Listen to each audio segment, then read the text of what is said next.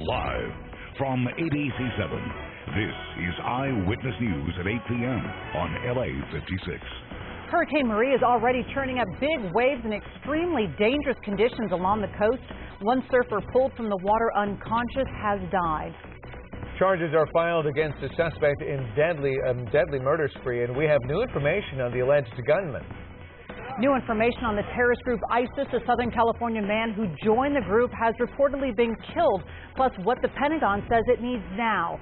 Good evening, I'm Colleen Sullivan. Now, David Ono, welcome to Eyewitness News in LA56. Dangerous conditions at Southern California beaches. Air 7HC live over the wedge in Newport Beach. We've been watching this area quite a bit today. Impressive waves coming in. The high surf being generated by Hurricane Maria. Lifeguards expect even bigger waves tomorrow. Up to 25-foot faces predicted at the wedge. Here's some video from earlier. The Malibu Pier was closed late this afternoon due to high surf. A few pylons even broke. Already one surfer was found unconscious near the Malibu Pier and later died at the hospital. As Eyewitness News reporter Greg Lee tells us, it's unknown whether the surf had anything to do with the man's death.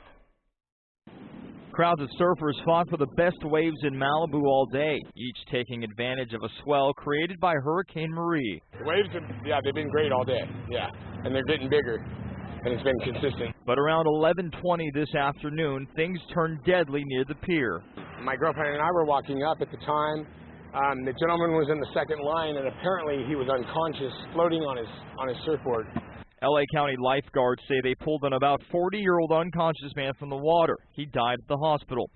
It's unknown if the death is connected to the high surf, but lifeguards continue to prepare for dangers it could bring. There's a lot of surfers that probably shouldn't be out there, so we are very concerned and we've upped our staffing. They're also putting up walls of sand between lifeguard towers and the ocean. It could be a very busy few days for them. Yeah, absolutely. Everybody came out today because they heard that it was going to be good. So it's supposed to be good for the next 3 days, so it's supposed to get bigger. While they are warning amateurs to stay out of the water, the veterans can't get enough of the big waves.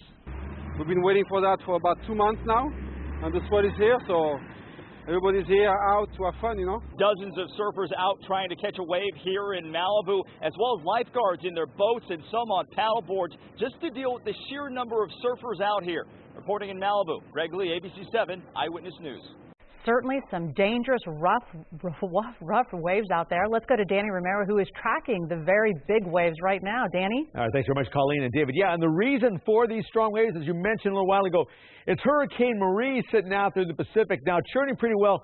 Still a Category 2 hurricane with those 100-mile-per-hour winds, but it's that heavy surf that's being driven towards our south-facing beaches, giving us the chance or the reason for these heavy surf advisories that are in effect. The high surf advisories we can see pretty much all along the Southern California coast, certainly down around the Orange County area. The high surf advisory in effect now till Friday at 1 a.m. So staying in effect also around the LA County beaches there too, in effect now till Friday night at 6 p.m. Still up the coast, up to Ventura County. There too we're seeing that high surf advisory now until 6 p.m. on Friday. So strong waves still coming in.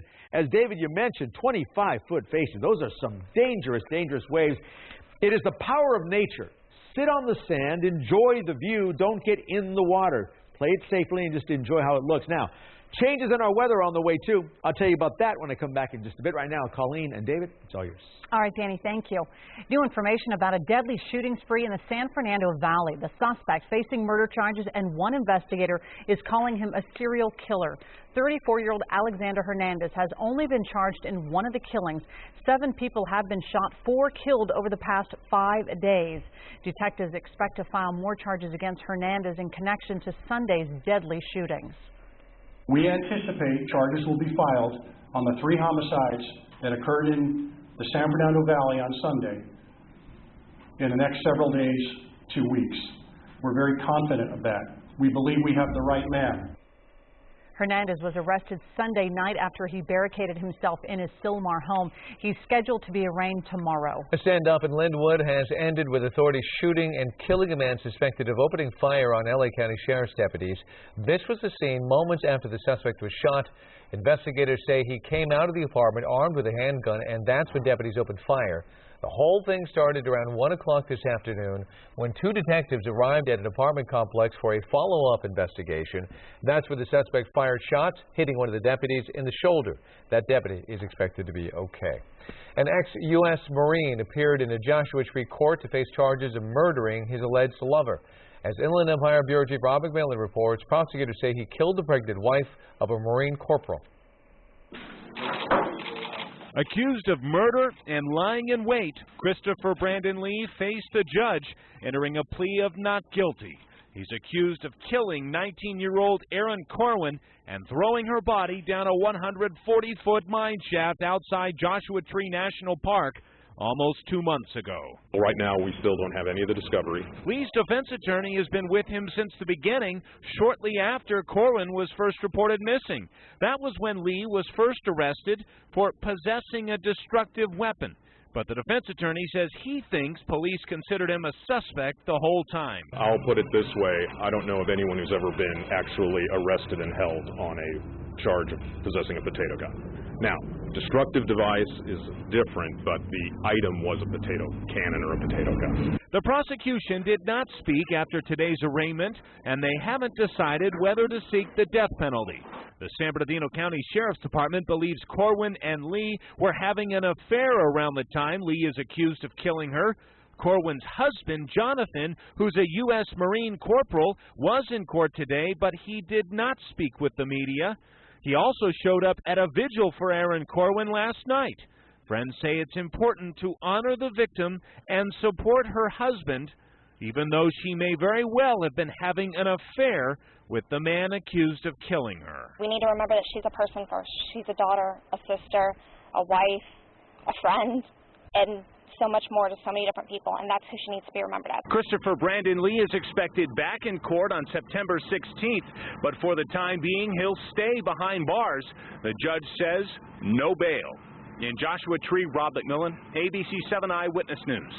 New at 8, a 9-year-old girl accidentally killed her shooting instructor as he was showing her how to use an automatic Uzi. It happened at a shooting range in White Falls, Arizona. Investigators say Charles Vaca was standing next to the girl when she pulled the trigger and recoil sent the gun over her head. Safety experts say shooting ranges usually have an age limit and strict safety rules, and the investigators should have their hands on their guns when the children are firing high-powered weapons. That is unbelievable. A mass cleanup effort is underway in Napa from Sunday's 6.0 magnitude earthquake. The area continues to be hit by aftershocks, including a 3.9 magnitude quake that hit shortly after 5:30 this morning. Inspectors are going door to door, examining homes and buildings. In nearby Vallejo, crews are dismantling a historic church bell tower. The First Baptist Church sustained substantial damage in the quake, and the church's main sanctuary has been red-tagged. Big developments coming out of Syria. A San Diego man recruited by ISIS was reportedly killed fighting for the militant group in Syria. The exact details of his death are still coming out. An American who was fighting alongside ISIS militants has been killed in Syria. ABC News says 33-year-old Douglas MacArthur McCain, seen on these pictures from his Facebook page, grew up in Minnesota and went to college in San Diego, was killed in a battle with a rival group in northern Syria near the Turkish border. The U.S. State Department reportedly told McCain's family about the death yesterday, but it's slow to confirm any details. Given this information just came out publicly, I'm not in a position to confirm the details or identity in the reports from the podium. We are in contact with the family. McCain's uncle says his nephew converted from Christianity to Islam several years ago, and his online post had become increasingly sympathetic to the Islamic terror group. CNN says U.S. counterterrorism investigators had been looking into McCain's activities for some time before his death. All this as President Obama authorizes surveillance flights over Syria to monitor ISIS militants. The terror organization has been gaining ground in Iraq and Syria. Just last week, ISIS executed American journalist James Foley. Today, President Obama vowed justice for Foley. America does not forget. Our reach is long. We are patient. Justice will be done. We have proved time and time again we will do what's necessary to capture those who harm Americans. U.S. and British authorities are scrambling to track down Foley's executioner, reportedly focusing now on a young London-based rapper known as El Jinni, who has joined ISIS. El Jinni's most recent social media posting shows the severed head of a Syrian soldier, saying beheading is the only cure. Fears are growing about the threat to other American hostages held by ISIS. One family says their daughter, a 26-year-old who was working at a hospital in Syria, was kidnapped a year ago. ISIS has said they'll release her on two conditions: the release of a Pakistani doctor and a $6.6 million ransom. Israel and Hamas have agreed to an open-ended ceasefire. The question now, will it hold? The deal holds a 7-week war that has killed more than 2,200 people and left tens of thousands of Gaza homeless. Hamas is declaring victory with celebrations in the streets, but the terms of this agreement fall far short of its demand that Israel and Egypt open Gaza's borders. Under the deal, Israel is supposed to ease imports into Gaza, including aid and material for reconstruction. In a month, the ceasefire calls for talks to begin in Cairo on more complex issues. Governor Brown hosted the President of Mexico in Sacramento today. President Enrique Peña Nieto was here at Brown's invitation. The visit included a state luncheon and a speech before a joint session of the legislature. The two men talked about immigration reform and international trade. Meanwhile, 150 protesters gathered across the street demanding that a U.S. Marine being held in a Tijuana jail be released. Brown told reporters he did not intend to raise the issue of the Marine. Much more on our dangerous surf. Danny Romero's complete forecast is coming up next. Plus, did USC cornerback Josh Shaw really jump from a window to save his nephew from drowning in a swimming pool? What his coach is saying now. And Justin Bieber's new run-in with the paparazzi and what he's saying about it tonight. A comedian received a posthumous honor on the Walk of Fame. I'm George Pinocchio. That's in tonight's Hollywood Wrap.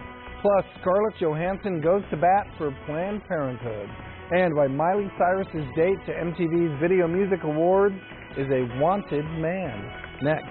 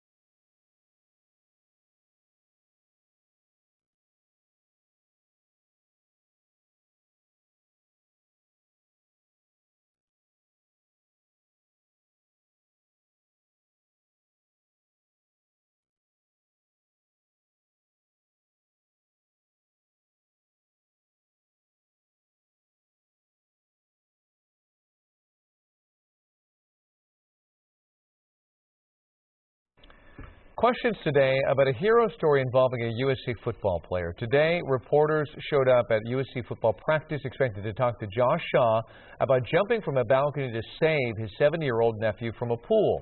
But, as Eyewitness News reporter Kurt Sandoval found out, that's not what happened. Josh Shaw was voted as the Trojans team captain, and it was not just for his physical dominance. He played at Florida, he had to transfer here, which is never easy on someone, and he handled it great from the day he first got here. Yesterday, USC announced their captain is out for the opener with 2 severely sprained ankles after the Palmdale native jumped from a 2-story balcony, landing on concrete when he saw his 7-year-old nephew drowning in a pool. It ain't surprising, man. Like I said, Josh got a great heart. Like I said, God, God worked in mysterious ways, and, that's what he called Josh to do, and that's what he did.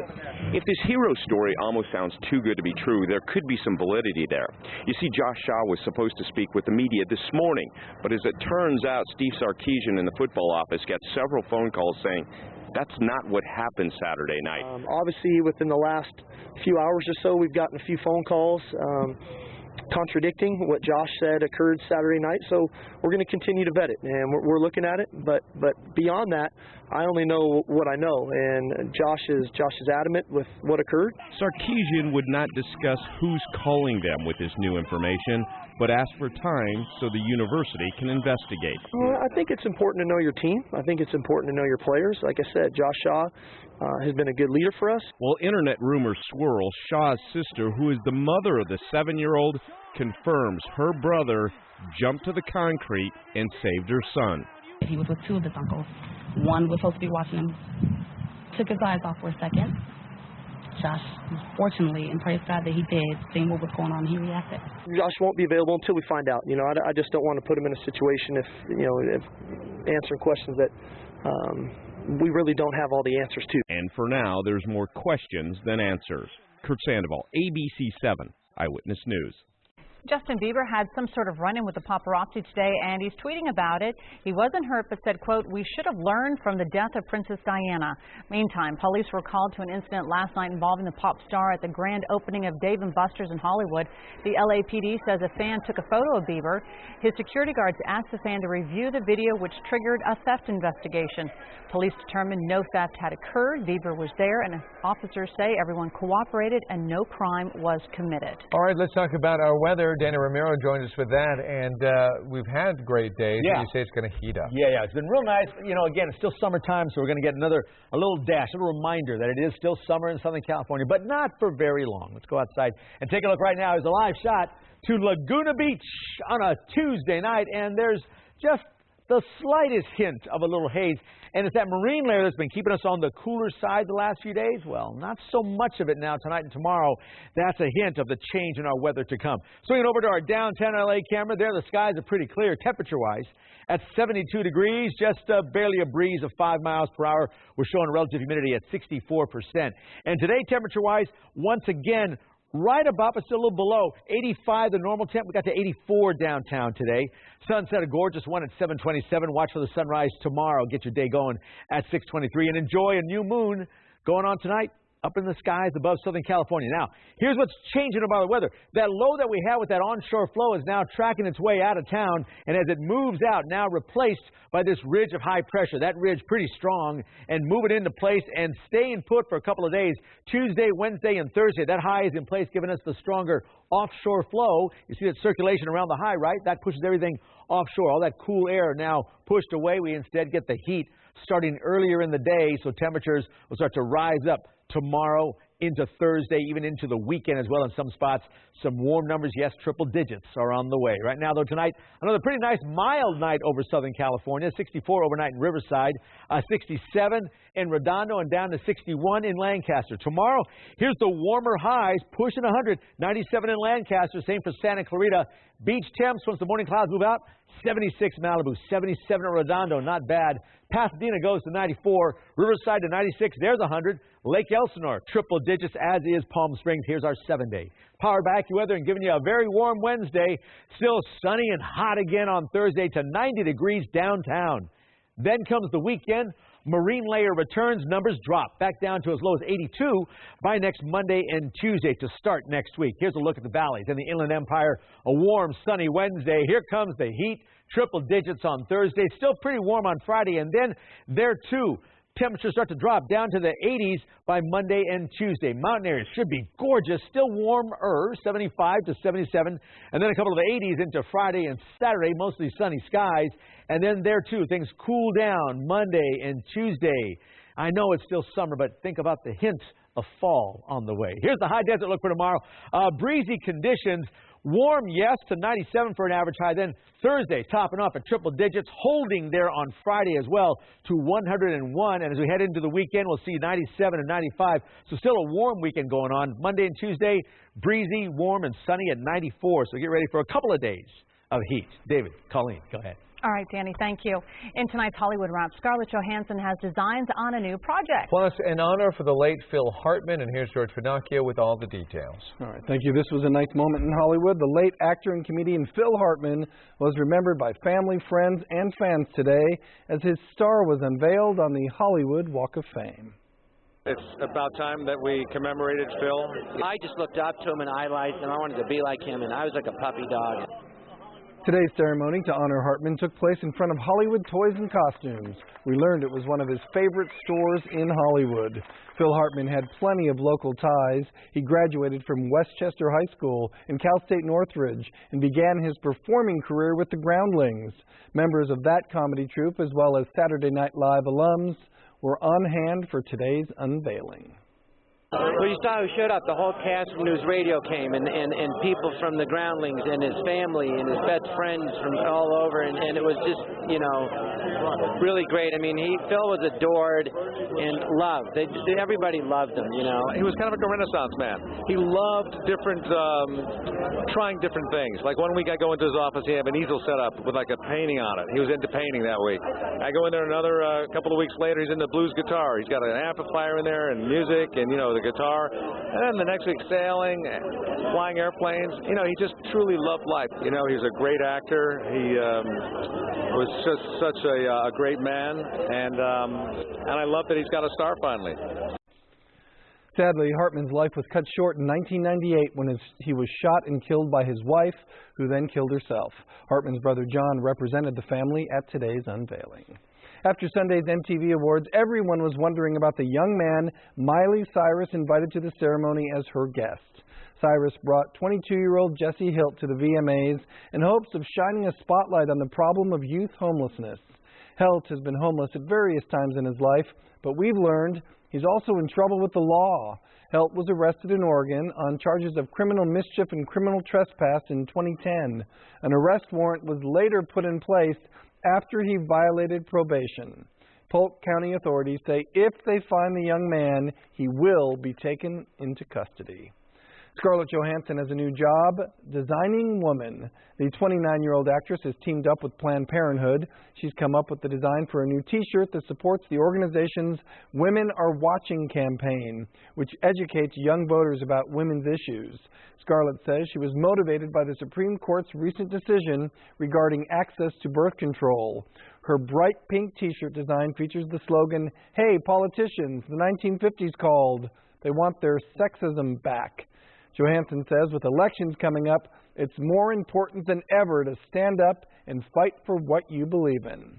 Coming up tonight on the news at 11 o'clock on ABC7, Jennifer Aniston for her new movie. It's based on an Elmore Leonard novel. Okay. We'll be watching. Thank you. Thanks, George. A crackdown on a crime ring announced today in Ventura County. The results are just ahead. Plus, a surveillance camera captures a package theft in progress. Do you recognize this man? And more on the San Diego man killed as he fought alongside ISIS forces in Syria. And tonight, what's drawing young American men to fight for Islamic jihadist groups overseas?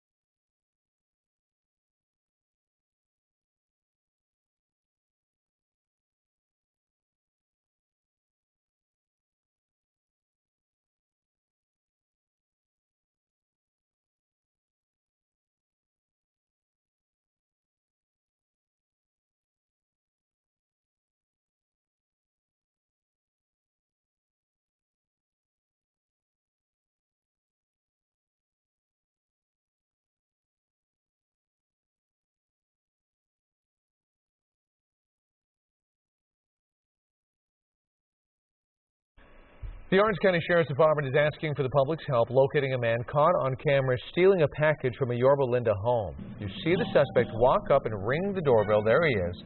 When nobody answered, the man picked up a UPS package left on the porch. It contained a cell phone worth about $600.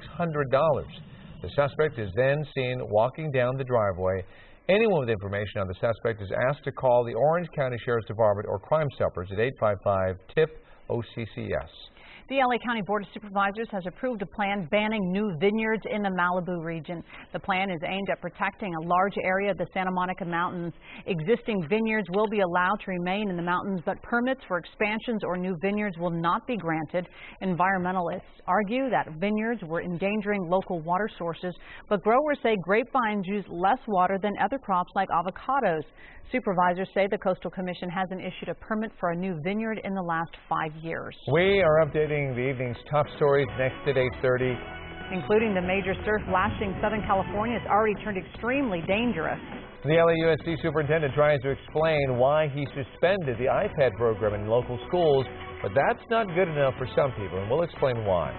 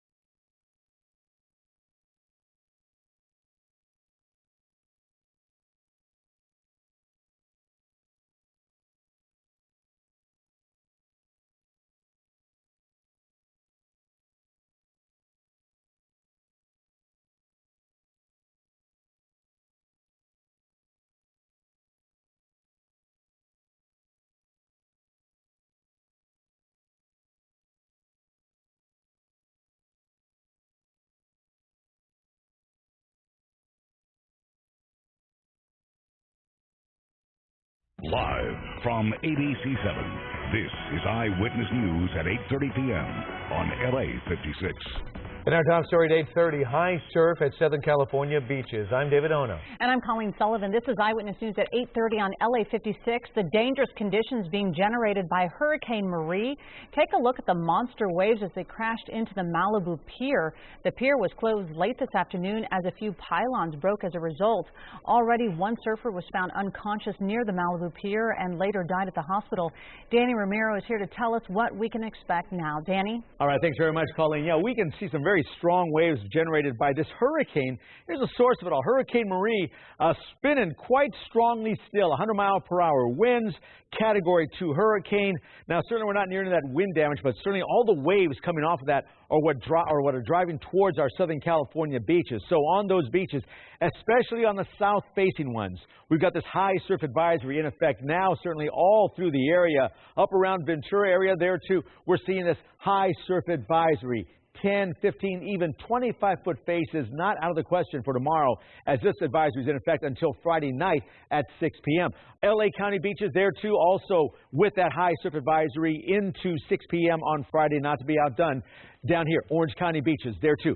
High surf advisory. We're talking those strong waves, also very, very strong rip current. This is the big reason why you don't get in the water there. Only very experienced swimmers get in, but even then, try and stay out. Just stay back and enjoy the view, because that's some very dangerous conditions all the way through Friday. Now, for us, changes coming our way, a little heat up coming. I'll tell you about when it gets here with a 7-day in just a bit. Right now, David and Colleen, go ahead. All right, Danny, thank you. Our other top story tonight, a San Diego man recruited by ISIS was reportedly killed while fighting for the militant group in Syria. ABC News says 33-year-old Douglas MacArthur McCain, seen on pictures from his Facebook page, was killed in a battle with a rival group in northern Syria near the Turkish border. However, the U.S. State Department has been slow to confirm any details. His death is raising new questions. How many Americans are working with ISIS, and what are they hoping to accomplish? ABC's Brian Ross takes a closer look. He grew up in Minnesota and went to college in San Diego. And on his Facebook page, 33-year-old Douglas MacArthur McCain hardly appeared to be a dangerous jihadist. His likes included Pizza Hut, the Chicago Bulls, and the Koran. But tonight, the White House confirmed that McCain had been killed in Syria while fighting for the brutal terror group ISIS. In a Twitter message earlier this year, McCain, who said he converted to Islam a decade ago, wrote of his ISIS warriors, "Stand strong, we will soon be one." A cousin said today McCain lost his way. I felt like he may have lost his identity because all of this is not him. An estimated 100 Americans have been recruited to fight for jihadist groups in Syria, including ISIS. I'm feeling like I'm still dreaming. Wallahi lazim, I'm thinking like I'm in the dream world. Earlier this summer, the Syrian Al-Qaeda group said an American from Florida carried out a suicide bomb attack for them. He left behind this threatening video for fellow Americans. You think you are safe, you are not safe. As brutal and as outrageous as the killing of American journalist James Foley was, ISIS presents an even greater threat to the U.S., according to the former co-chairman of the 9/11 Commission today. They may have again a place to organize a major attack on the United States. That's very serious. There was no news today from ISIS about the fate of American journalist Steve Sotloff and 2 other Americans held hostage by the group, including a young female aid worker. But President Obama issued his own warning to those responsible in ISIS. America does not forget. Our reach is long. We are patient. Justice will be done. And the president went on to say that going after and rooting out ISIS won't be easy and it won't be quick. Brian Ross, ABC News, New York. A new development of the crisis in Ukraine. Ukraine is holding 10 Russian soldiers and has fired shells at a market area in Donetsk. The area is considered a front line between Ukrainian forces and pro-Russian rebels. Ukraine accuses the separatists and Russia of trying to expand this conflict. Meanwhile, the presidents of Russia and Ukraine met for the first time in months today. Many are hopeful the two will be able to work out some kind of end to the crisis. A major crime ring bust is being touted in Ventura County. Today, the Sheriff's Department displayed some of the examples of weapons, drugs, and cash that have been confiscated over the past several months with street values into the millions of dollars. They also announced the arrest of 7 high-ranking Mexican mafia members that investigators say are responsible for funneling drugs and weapons into the U.S. The investigation found that the Mexican mafia controlled a vast network which used the proceeds of their narcotic sales locally to fund their criminal enterprise. The arrests were part of a multi-agency investigation into the efforts of drug trafficking groups and drug cartels. Guilty pleas today for the so-called Craigslist thrill killers. Husband and wife Miranda and Elite Barber of Pennsylvania pleaded guilty to second-degree murder. In exchange, they will not face the death penalty. Prosecutors say the couple lured their victim on Craigslist, stabbing him to death simply because they wanted to kill someone together. They will be sentenced next month and will likely get life in prison. The West Nile virus has claimed its first victim in Orange County this year. An elderly Seal Beach woman died last week, but test results just confirmed she had a severe form of West Nile. The mosquito-borne virus typically causes life-threatening conditions in the very young and very old. Orange County has seen a large spike in the number of cases this year and currently leads the state in the number of West Nile infections with 40 to date. LA Mayor Eric Garcetti is asking federal regulators to get involved in a battle between Time Warner Cable and other TV providers that prevented much of the LA area from watching Dodger games this season. Garcetti sent an 11-page letter to the FCC, which is reviewing Comcast's proposed $45 billion takeover of Time Warner. A combination of the two companies would make Comcast the dominant TV provider in the region. And Mayor Garcetti wants the FCC to make sure this merger would alleviate the issue and not make it worse. LA Unified School District Superintendent John Daisy is suspending a $1 billion deal with Apple to provide iPads for students. Critics say Daisy's relationship with Apple is a little too cozy, and they want the deal back up for bid. Eyewitness News reporter Rob Hayes looks at how the contract was awarded. They're supposed to be the high-tech path to the future. iPads, hundreds of millions of dollars worth of them, destined for LAUSD students. But today, School Superintendent John Daisy halted the district's iPad purchasing plan amid criticisms that he had close ties to Apple and Pearson, the company managing the content on those tablets. It really looks like there was some messing around within the procurement process. So Alex Caputo Pearl is the president of United Teachers LA. The teachers union is pushing for a full investigation into the iPad bidding process and Daisy's relationship with Apple and Pearson. At today's school board meeting, Daisy didn't address the iPad controversy before the board went into closed session, but people in the audience did. We seem to have a botched iPad selection process, followed by a botched iPad rollout, and we could go on and on. I think there is a clear pattern of poor leadership under John Daisy. Daisy did release a written statement this morning explaining that while he is stopping the contract with Apple and Pearson, the district's Common Core technology program is still very much alive. Quote, "We look forward to refining our processes and ultimately achieve our vision to equip every one of our students with a personal computing device to help them succeed in the 21st century. But restarting the bidding process takes time, and LA Mayor Eric Garcetti says it's the students who will now pay the price. Now we are going to see them punished because of mistakes that were made at the school district. So I'd like to see them right those mistakes, get tablets, whatever brand, in the hands of our students as quickly as possible." Rob Hayes, ABC7 Eyewitness News. Today is National Dog Day. To celebrate man's best friend, we at ABC7 are encouraging those who are able to go out and adopt a dog. Garth Kemp was at the North Central Animal Shelter in Lincoln Heights to help get animals adopted there. People are responding. One woman is getting help adopting a dog after the Chihuahua she had for 20 years died a few days ago. We just found one. She found one, but it's still not ready until Friday the 29th. The lady who is getting the Chihuahua says she learned about National Dog Day on ABC7. And keep posting your dog's picture on Facebook, Twitter, and Instagram using the hashtag ABC7 Dog Day. And you can see more pictures on our ABC7 Morning Show Facebook page. Click the ABC7 Dog Day tab. A lot of folks here in ABC7 have dogs and posted their pictures on there as well. We love our dogs. Yeah. I think everybody here is a dog lover. Yeah. Almost everybody. Up next, a surprising twist in the Veterans Affairs investigation. The official findings on healthcare delays at a Phoenix VA hospital. Plus this. Can somebody come out and open the door? A mother's desperate call for help after her son accidentally locks her out of their vehicle, but the response she got was not what she was expecting.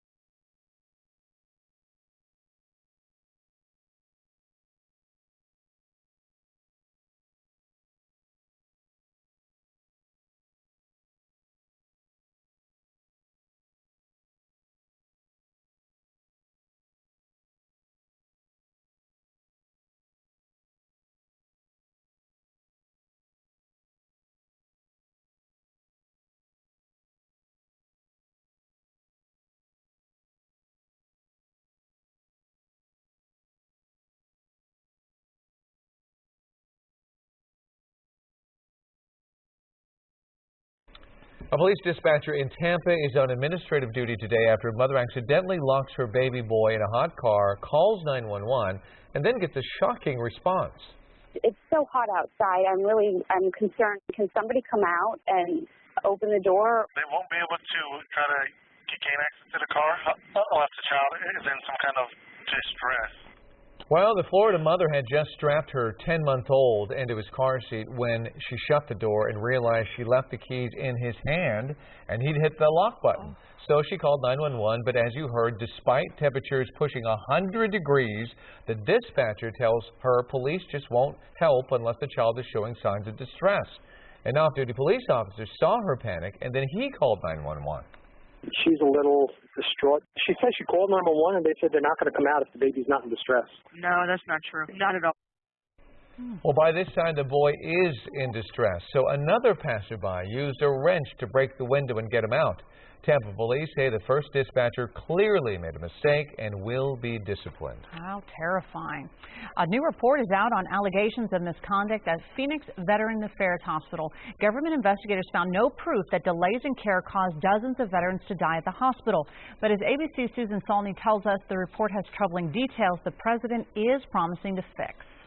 We're going to do right by you, and we are going to do right by your families. President Obama today speaking to thousands of military veterans at the National Convention of the American Legion in Charlotte, North Carolina, making what he called a solemn pledge to bring a new culture of accountability to the troubled VA healthcare system, including 19 new executive actions meant to improve access to mental health care, among other things. It was only a few months ago that the administration was embarrassed by allegations of secret waiting lists covering up long delays while, whistleblowers said, veterans suffered and died simply waiting to see doctors. VA records had apparently been altered to show that everyone was being seen within 2 weeks. We are going to get to the bottom of these problems. We're going to fix what is wrong. If you engage in unethical practices or cover up a serious problem, you should be and will be fired. After months of investigating, the Department of Veterans Affairs Inspector General released a report this afternoon saying they found no proof that the delays in care caused any deaths at VA hospitals where serious issues were uncovered. The new Secretary of Veterans Affairs, Robert McDonald, a West Point graduate, also spoke to the American Legion Convention about accountability. When those investigations are concluded and the findings are provided to us, you can bet we will take appropriate action. A doctor who was one of the VA whistleblowers has come forward again to dispute the finding that no one died while waiting for care, calling the Inspector General's report spin. Susan Salney, ABC News, Washington. State lawmakers have passed a bill that would require businesses to help protect customers against identity theft following breaches of their personal data. The bill comes after millions of Californians were affected by breaches at Target and other companies. It would require businesses to provide free credit monitoring services for 1 year after Social Security numbers and driver's license numbers were exposed. The LA City Council is taking steps to fix 4,600 miles of broken sidewalks, and today the council instructed city staffers to begin developing a comprehensive repair program. The city administrative office will report back in 60 days on a variety of strategies for funding repairs. The city budgeted $27 million this year to fix sidewalks next to city-owned property, but it's estimated that it'll cost $1.5 billion for all the work that needs to be done. Much more tonight on our Wild and Dangerous Surf. Danny Romero's up next with a complete forecast. Plus in sports, Kevin Love is introduced to the Cleveland media, and coming up, find out why he chose to wear number 0.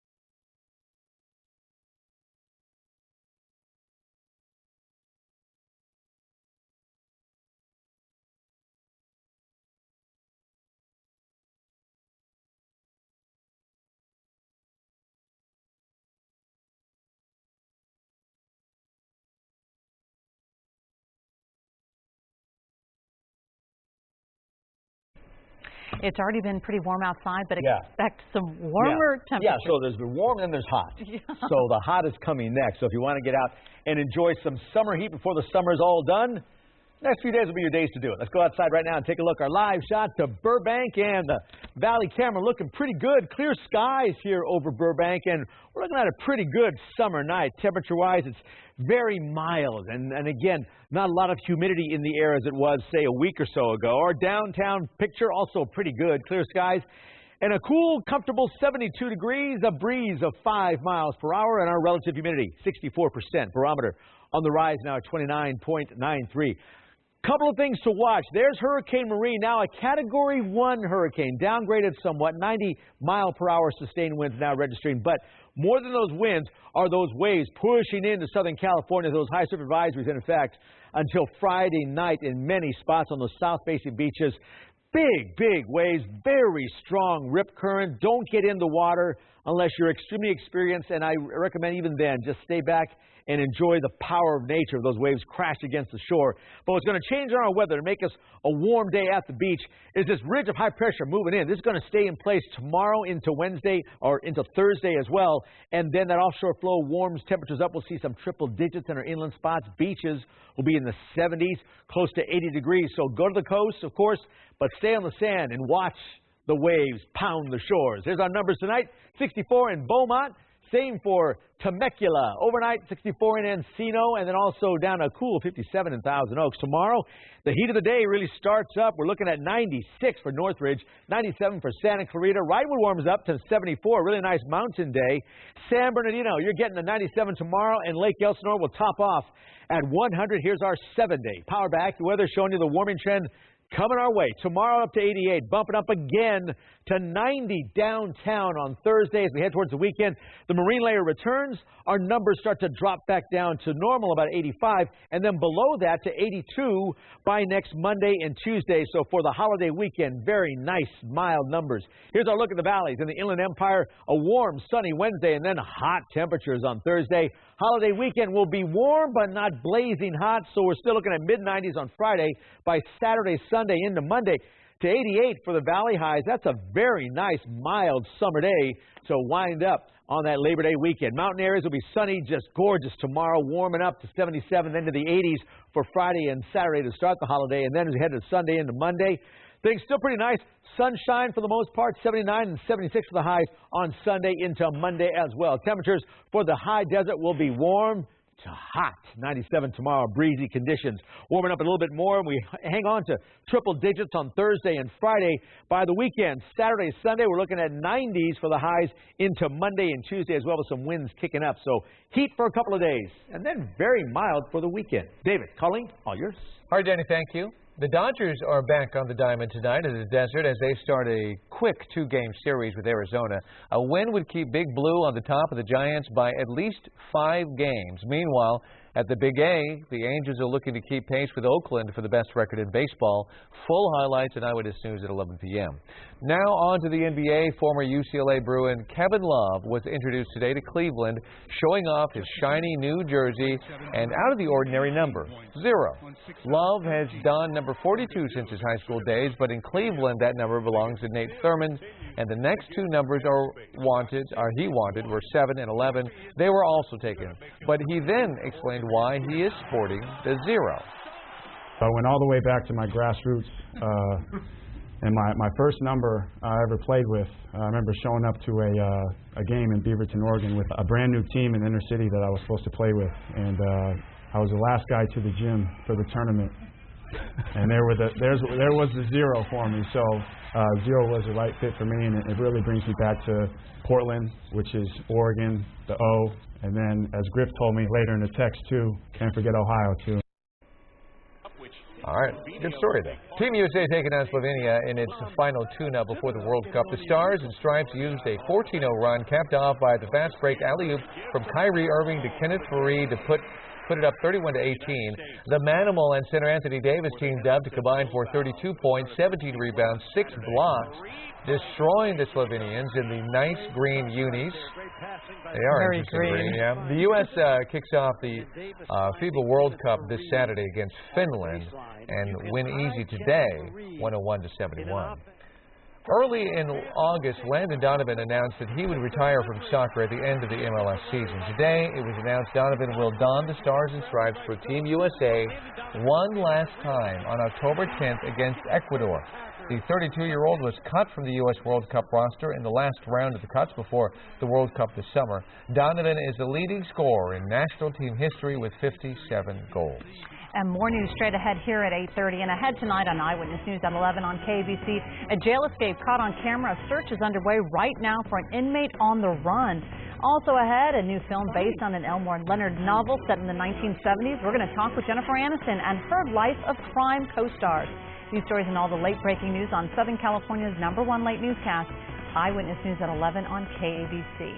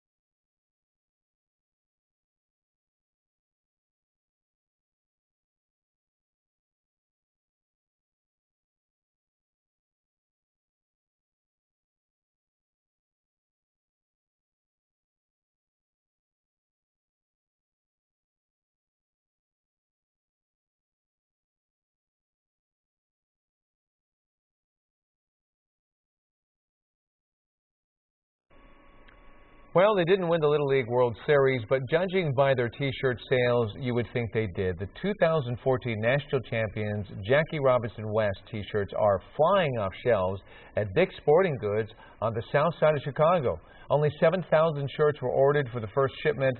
They're expected to sell out, with all the proceeds going back to the team. Fans plan to wear the T-shirts for tomorrow's citywide parade and rally. Chicago won the U.S. Championship but lost to South Korea in the Little League World Series final. That is great.